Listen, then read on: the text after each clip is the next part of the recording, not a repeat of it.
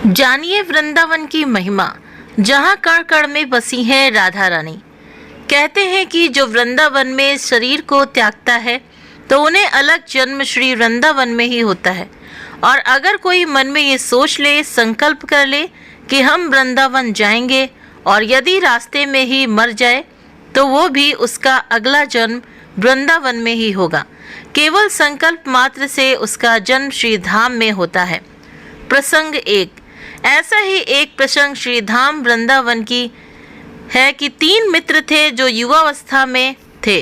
तीनों बांग्लादेश के थे। तीनों में बड़ी गहरी मित्रता थी।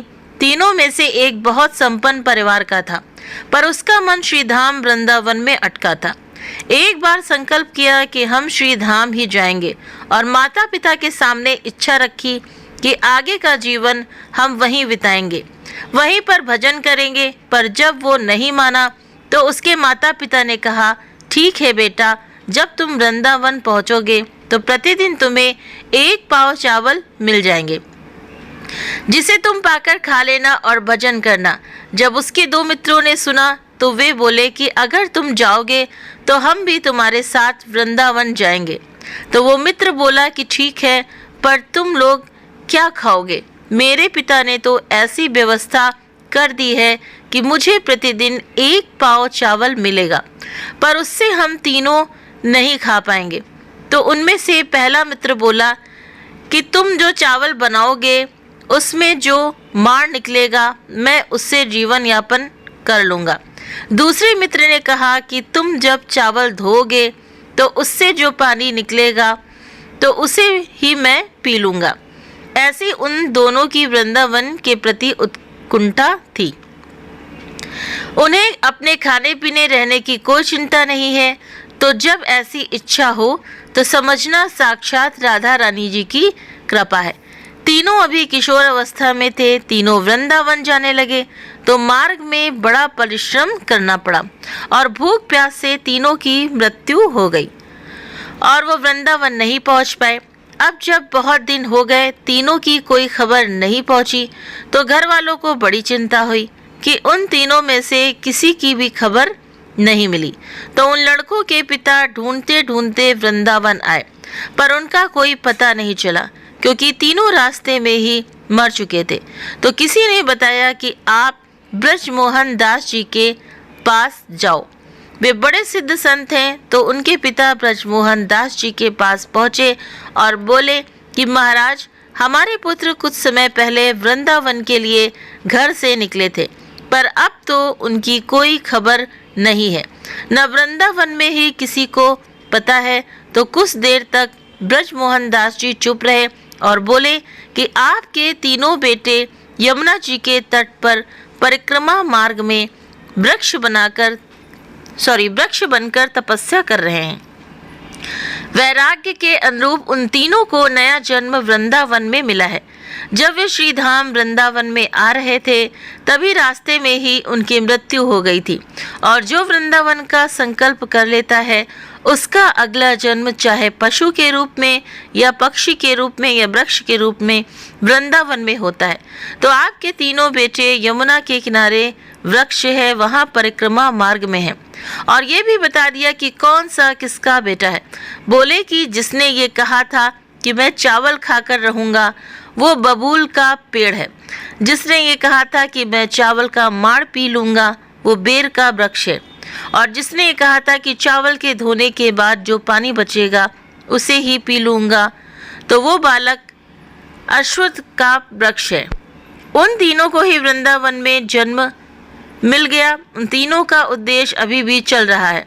वो अभी भी तप कर रहे हैं, पर उनके पिता को यकीन नहीं हुआ। तो ब्रजमोहन जी उनको यमुना के किनारे ले गए और कहा कि देखो, ये बबूल का वृक्ष है, ये बैर का और ये अश्वत्थ का।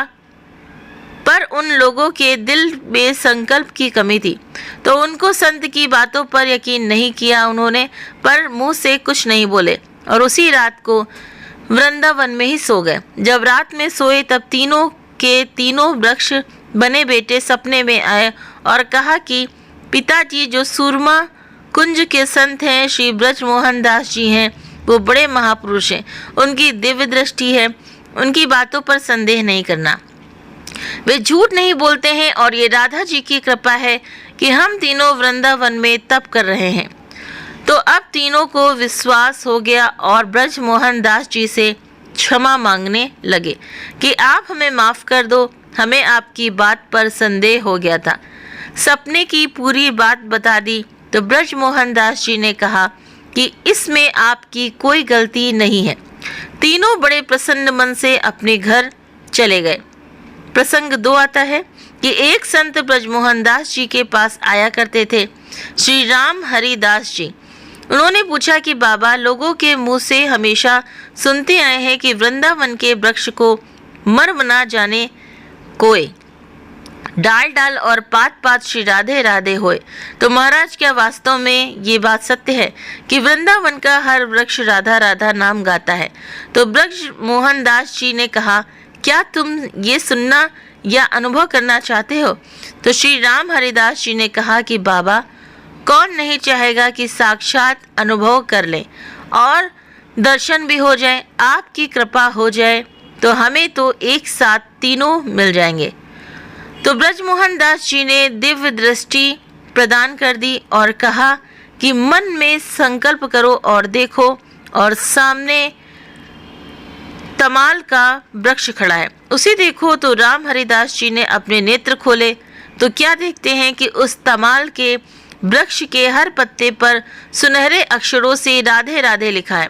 उस वृक्ष पर लाखों तो पत्ते हैं, जहाँ जिस पत्ते पर नजर जाती है उस पर राधे राधे लिखा है, और जब पत्ते हिलते तो राधे राधे की ध्वनि हर पत्ते से स्वतः निकल रही है। तो आश्चर्य का ठिकाना नहीं रहा और ब्रजमोहन दास जी के चरणों में गिर पड़े और कहा कि बाबा, आपकी और राधा जी की कृपा से मैंने वृंदावन के वृक्ष का मर्म जान लिया। इसको कोई नहीं जान सकता कि वृंदावन के वृक्ष क्या है।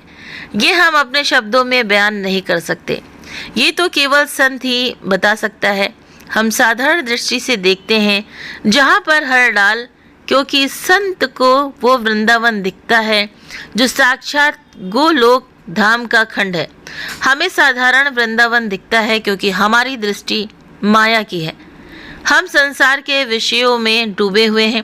जब किसी संत की कृपा होती है तभी वे किसी विरले भक्त को वो दिव्य दृष्टि देते हैं, जिससे हम उस दिव्य वृंदावन को देख सकते हैं और अनुभव कर सकते हैं कि व्रज का हर पत्ता और हर डाल राधा रानी जी के गुणों का बखान कर रहा है। तो ये सच बात है कि वृंदावन अगर आप कभी गए हैं तो वहाँ जाकर देखिए कि निधिवन का रहस्य है और राधा रानी वहाँ कितने भक्त झूमते हैं। और बहुत ही यदि आपका अगर राधा रानी आपको बुलाएंगी, कृष्ण कन्हैया आपको बुलाएंगी तो आपका मन स्वतः ही हो जाएगा वृंदावन जाने के लिए। तो अगर आप नहीं गए हैं तो एक बार ज़रूर वृंदावन जाइए, बहुत ही अच्छा है। और वहाँ पर जा कर के आप ज़रा उनकी लीलाओं को देखिए जा कर के कि किस तरह से भगवान अपनी लीला आज भी करते हैं। और अगली वीडियो में लेकर आऊँगी निधिवन का एक रहस्य है, तो उसको मैं लेकर आऊँगी, तो प्लीज़ आप सब देखना ना भूलें। अगर कहानी पसंद आई हो, वीडियो पसंद आया हो तो वीडियो को लाइक करें, चैनल पर पहली बार है सब्सक्राइब करना ना भूलें। आप अपने कमेंट करके भी ज़रूर से ज़रूर बताएं क्या आप वृंदावन गए हैं कि नहीं गए हैं। अगर गए हैं तो भी आप कमेंट करके बताइए, और नहीं गए हैं तो भी आप ज़रूर से ज़रूर कमेंट करके बताइए। आप सभी के सहयोग के लिए बहुत बहुत दिल से धन्यवाद, शुक्रिया।